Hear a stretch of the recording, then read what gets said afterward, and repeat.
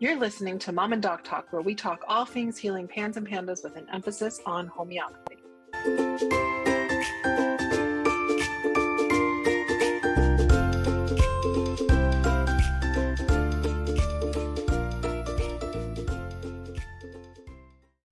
Hi, it's Jody, the mom of the Mom and Doc Talk podcast. We're taking a short pause this summer to enjoy our families and hope you're doing the same. We're also doing some prep work for season 2 of the Mom and Doc Talk podcast. We've got some really exciting episodes coming your way starting August 27th. In the meantime, we wanted to give you guys the opportunity to catch up on any episodes that you might have missed or take a break. We know you need a break. You deserve a break. Here's a rebroadcast of one of our most popular episodes. We hope you enjoy it.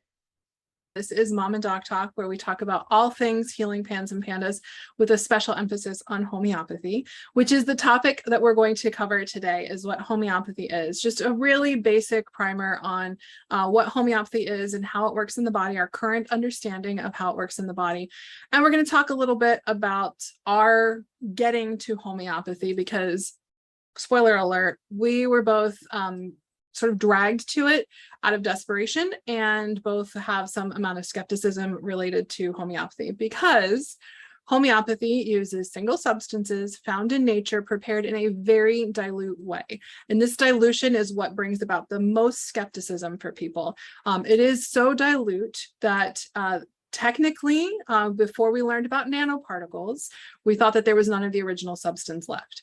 We have since learned, just in the last just over a decade, that there are nanoparticles that are formed in the process. So basically, the way that a homeopathic remedy is made is you take one part, and there's a couple different scales for preparation. So I'm going to talk about what's called the centesimal scale for how it's produced, just because it's the easiest one and it's the one that's used most commonly.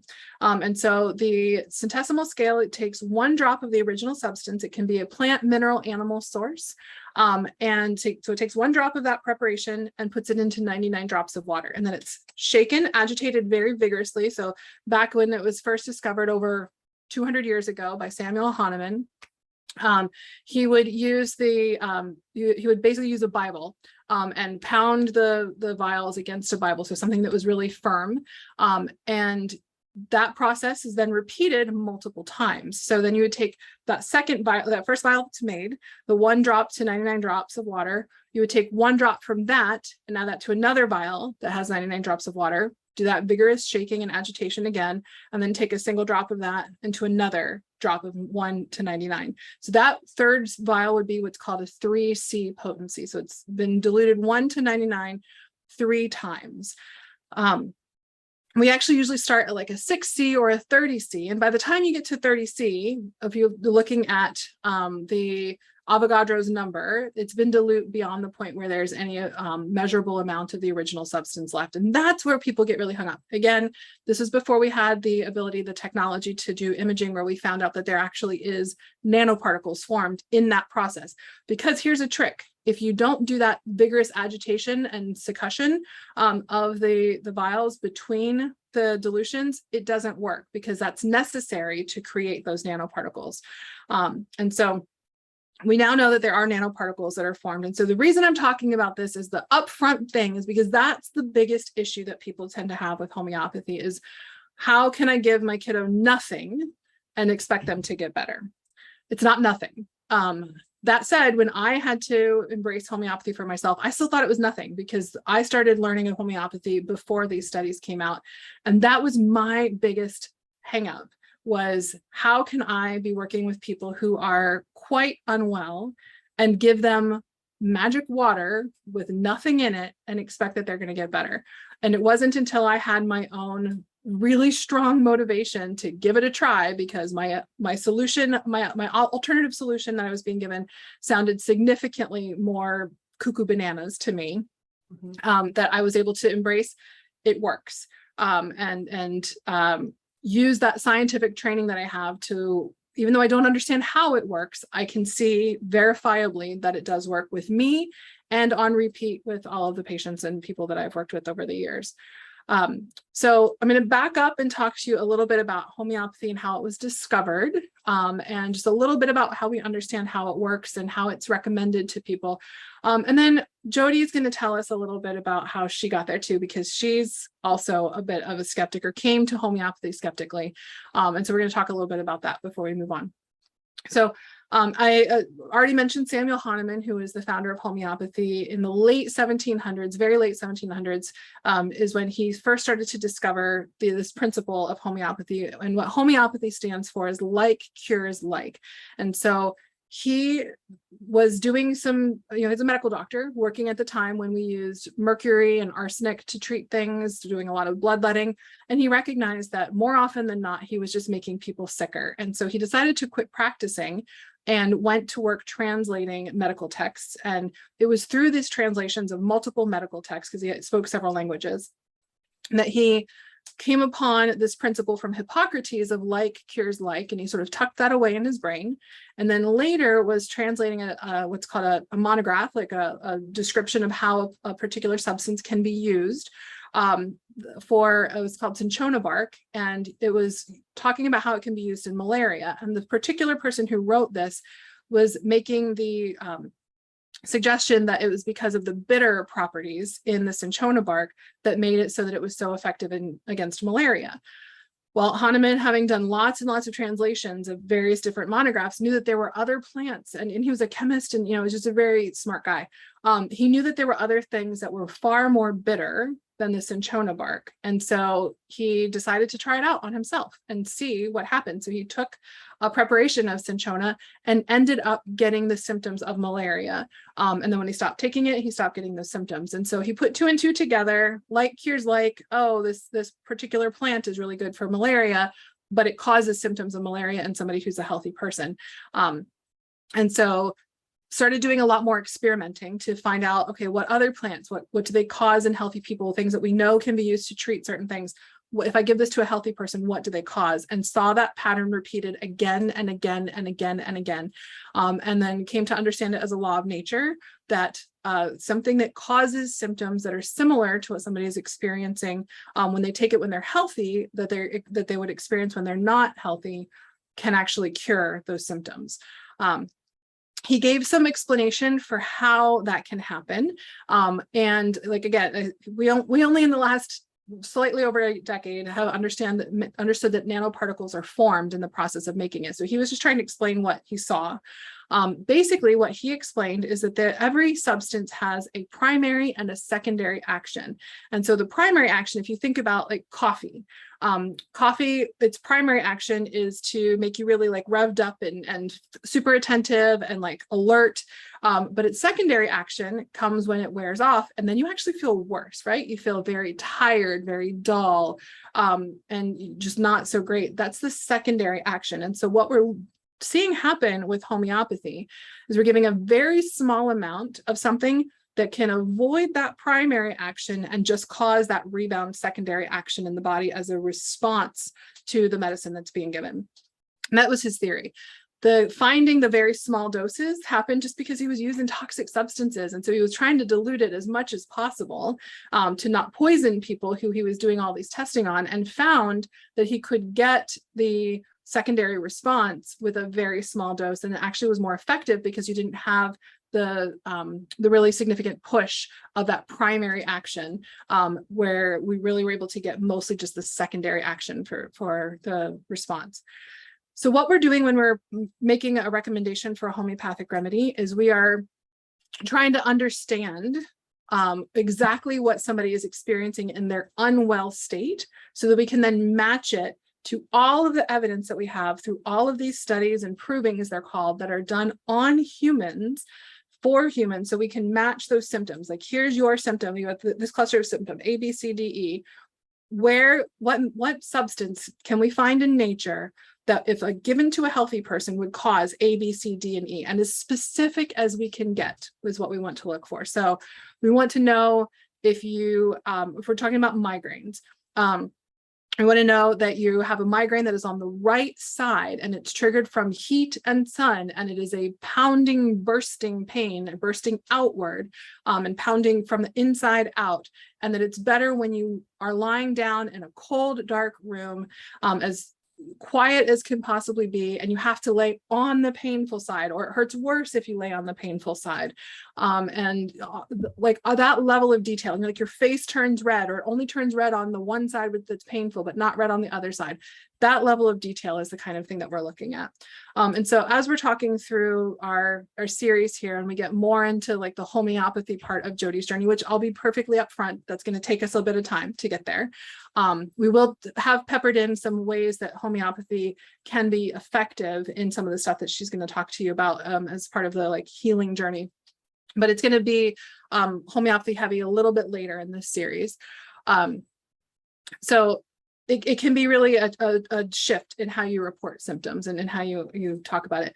And Jody, I'm going to pause, because one of the reasons that we came together as a mom and doc to do mom and doc talks is so I don't go down rabbit holes and start using all sorts of phrases and terms that don't make any sense. So I'm going to ask you to tell me if what I have shared so far makes sense. You are reading my mind right now. I'm channeling listeners and thinking one question is, can you tell us what is and isn't homeopathy? Is like a very like starting, like, because I didn't know that at all. I thought anything natural was homeopathy. And that's a really good point. So natural and homeopathy don't necessarily go hand in hand. So homeopathy is natural, but everything that's natural is not homeopathy. So supplements, magnesium, herbs can be prepared homeopathically and be used homeopathically, but they're not necessarily homeopathy. So if you're taking like a big capsule or something, or a tincture or something, that's not homeopathy. It's herbal medicine, or it's a supplement, it's nutritional supplementation.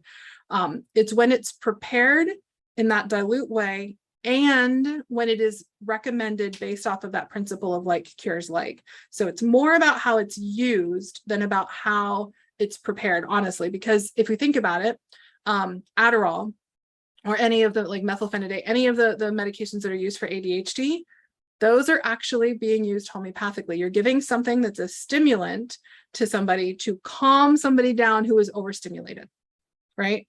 And so we're looking for, again, that secondary action. So it's not necessarily about the medicine or how it's prepared, but it's more about how it's used, how it's prescribed, and the outcome that we're looking for. So natural does not necessarily mean homeopathy, but homeopathy is made of natural substances. Yeah.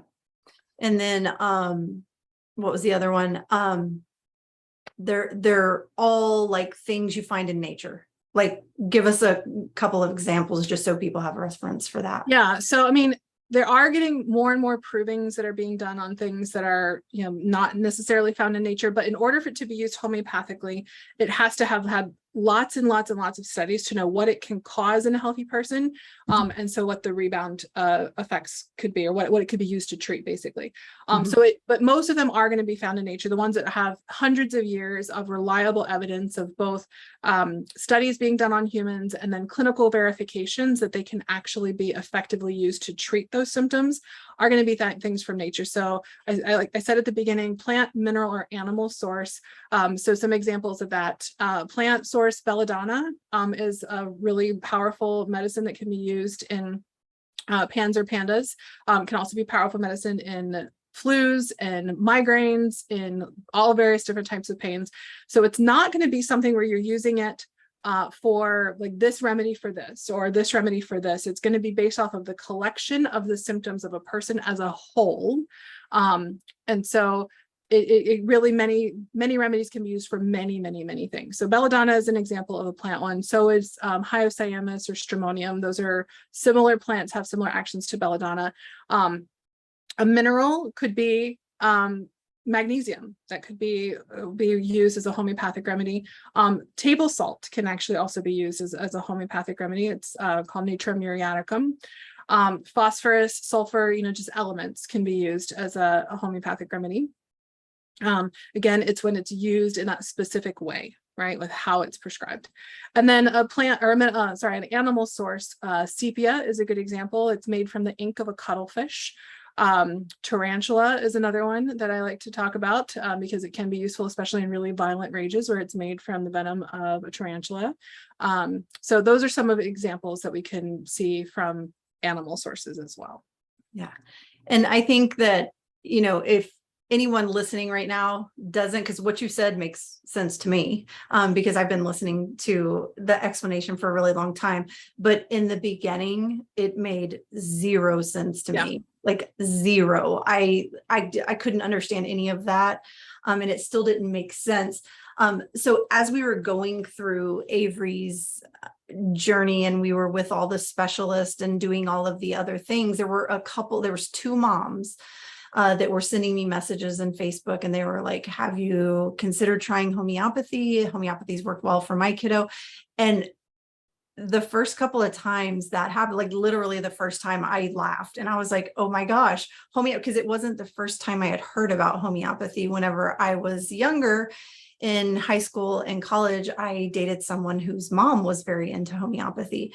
And we used to make so much fun of her because we were like, oh, here she is with her sugar pellet, or not so much fun of her, but we just giggled about homeopathy because it was like, oh, wait, what do you have going on? Like, take these sugar pellets and, it should help. And it just didn't make any sense. And so here I am standing looking at pans, and it still doesn't make any, like, how could a sugar pellet help this complex condition that my kid has going on?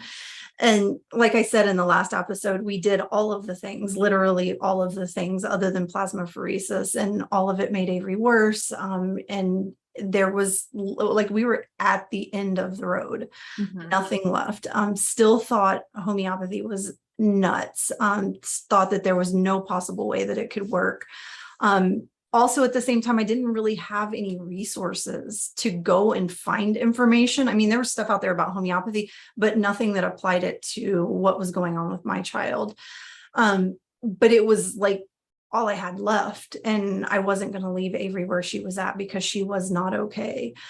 And so I was like, okay, let's try this. Let me start. And you know what's crazy is I think I was okay with starting and trying homeopathy because of the connection I had with you, as far as your past. And so we got started. I had no idea. Coming to our intake appointment, I didn't even know that we were going to talk about symptoms. Like, I knew we were going to talk about what was going on, but I didn't know like the detail or anything like that. We were, I would say, a good year in, and I still didn't understand exactly what was happening. But, and even much earlier than that, within the first like 2 to 3 months, it suddenly became less important how it was working, and what mattered was what I was seeing. Because I knew that the only thing that I was doing was homeopathy, and there was some significant changes happening. I think on her Avery's second remedy, I sent you an email and was like, oh my gosh, like, there she is. I just saw her. It had been months and months and months where she had just been gone. She was out of it. It was not Avery. And then all of a sudden, after a dose one day, it was like, whoa, like, who is that kid? And we went through a whole lot of, back and forth, but over and over and over again, that skepticism that I had, it's like homeopathy came in and squashed it. And even, with my husband, who's kind of in a very roundabout way in the mainstream medical world, very, very like, I need to see tests, I need to see data, like I need to see, like I need a scientific explanation of how this is working in our child's body. And just, he needed so much more than I even needed. And then that thing kept happening over and over again, where it just would have such a significant impact on her symptoms that it was like, okay, my understanding is no longer important. I'm seeing what I need to see. And that thing happened over and over again. Now I have more understanding, and really am really happy and settled, like super settled in with my understanding of homeopathy, because I think it's I think it's back to our roots, right? Our bodies were intended to work a certain way. We were given the things that we need to heal our bodies. And so I feel like it's like I took Avery from all of this complex pharmaceutical supplement craziness. And it's like I took her unknowingly at the time, took her back to simplicity. Yeah. And this thing that actually had the ability to heal the dysfunction that was going on in her body. And so my need to understand deeper, I just have completely let go of that, because I've seen it get rid of everything. I've seen it take her from health, my whole family, from illness to health. And it, and this is why I love, we have this army of moms now that is also, screaming, hey, homeopathy works. It works really well. And so while it's hard for us to wrap our brains around, you can't deny the significant changes that it's making in our children. And me being the skeptic that I am, I still am going to look for any opportunity that I have to understand and explain more about what's happening. And so that's why I'm so grateful for the awareness that we have now that there are nanoparticles that are formed. And there's been research that has shown that those nanoparticles can actually bind at the cellular level and lead to adaptive change on the cellular level. We're still figuring out where it goes from there, because what homeopathy does is it's a whole body medicine. It's like a nudge to the body to heal, by, again, putting that primary, like a subtle push of that primary action to cause that secondary reaction. And somehow that leads to the body correcting itself and restoring balance on its own. It's not a biochemical force like those supplements and herbs and medications that you mentioned earlier. It's a nudge to the body to heal itself, so that it's addressing, and this is the most important thing. If you get nothing else from this video, this is probably the most important thing. It addresses susceptibility. Okay. And so what it's addressing is that tendency to have this reaction to this trigger. So we don't need to go in with homeopathy and kill the bugs or get the mold eradicated from the body or get rid of the allergens. We can't avoid these things forever. Like, even if you keep your kiddo out of school, things are going to come and they're going to find you, right? If you live in a house with water running in it, mold will show up in your house, right? If you go and interact with any human anywhere, you're going to have the exposure to their bugs that they get. And so the reality is, it's not about the bug. It's not about the trigger, because we don't all have the same trigger. If it was about the bug, we would all get neuropsychiatric symptoms every time we got strep. It's about the specific susceptibility to having this type of reaction to the trigger, instead of the typical immune response to the trigger. And so what homeopathy does is it nudges the body to heal and reduces and eliminates that susceptibility, so that you can have exposure to strep, to mycoplasma, to Lyme, to mold, to tree pollen, to dog, whatever it happens to be that is your trigger or your kiddo's trigger, that you can have those exposures and not have a flare of neuropsychiatric symptoms. So susceptibility is what is really the true underlying cause of all of this. And that's what homeopathy addresses. And it's the only thing that addresses that level of susceptibility.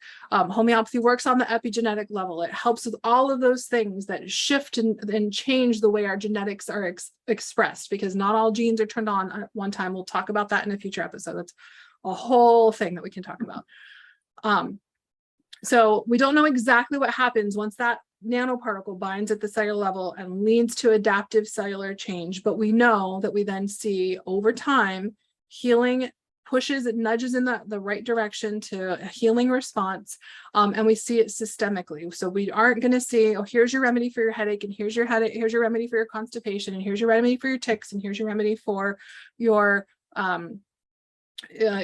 anxiety, and here's your remedy for your rage.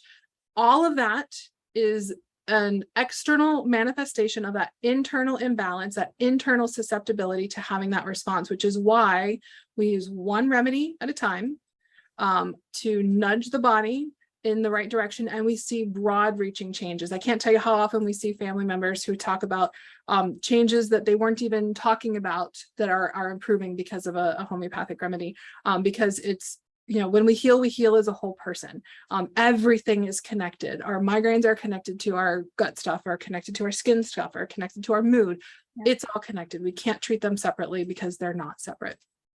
So what did I miss about homeopathy? It's so hard. It's such a broad thing to talk about, and to try and talk about it in such a short time, and to do it in a way for like introductory. I probably missed something huge here. So Jody, did I miss anything significant? No, I don't think you missed anything significant. I think we, like, as we go, we'll talk more about definitely susceptibility, because I have to talk about susceptibility at least once a week.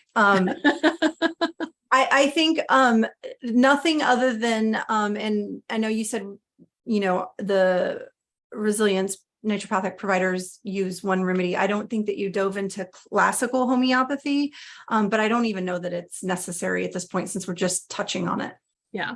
So, I mean, we can at least touch on the fact that there are different types of homeopathy. What we are focusing on in this podcast is the classical homeopathy, which is basically the way that Hahnemann first defined it, and goes through with one remedy, minimal effective dose, and one remedy at a time. It could be a series of remedies that end up meeting the person where they're at in the moment and what their body needs at that moment to continue the healing process, but it's a single remedy at a time, and it's used based off of empirical evidence. So the studies that have been done in people, and repeatedly shown in people, and then also clinically verified with showing that it's actually effective in removing that symptom. So there's some types of homeopathy that use a lot of different things, and try to take shortcuts with it, and that's not what we're talking about here. So we're not using any muscle testing, we're not using any bioresonance scans, we're not using any dream provings or meditation provings or anything that's not repeatable in a scientific way, to show that this medicine can cause these symptoms, and it's been clinically verified that when used in treatment, that it resolves those symptoms. That's what we're basing our conversation on, and that's what we use at Resilience Naturopathic, and the type of homeopathy that we discuss in the Facebook group.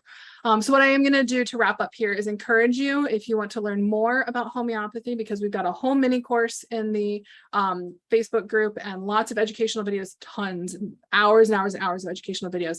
If you want to learn a lot more about the nitty-gritty details of homeopathy, I'm going to encourage you to join the group, because that'll give you a jump start, because it's going to be several weeks before we get into the nitty-gritty details of homeopathy in this podcast. So that Facebook group is Homeopathy for Pans and Pandas, and you can head over to Facebook and request to join. We also have the YouTube page. I think our mini series is on the YouTube page. We do have a mini series on the YouTube page. So it's another resource to check out if for some reason you want to learn more, but you're not eligible to join that Facebook group. So just go to YouTube and search for Resilience Naturopathic. And there is a page there that you can follow and get all of the videos. If you're on YouTube, you might actually be watching this right now on YouTube with our page. So those are our current resources for learning more specifically about Pans and Pandas and homeopathy. So in our next video, we're going to actually get to start to dive into the story of Jody and her recovery and how everything got started. So we're going to start on our journey. We're going to step away from just homeopathy, just away from like basic things, and talk more about the overall journey of like finding out about Pans and Pandas, getting to discovery or to a diagnosis, and learning more about what's happening in the body and all of the different things that people typically go through. And our goal for that is to help you make some really good informed decisions, and maybe skip some of the headaches that Jody went through, and recognize which things are going to be really beneficial for your family. So we hope to see you there.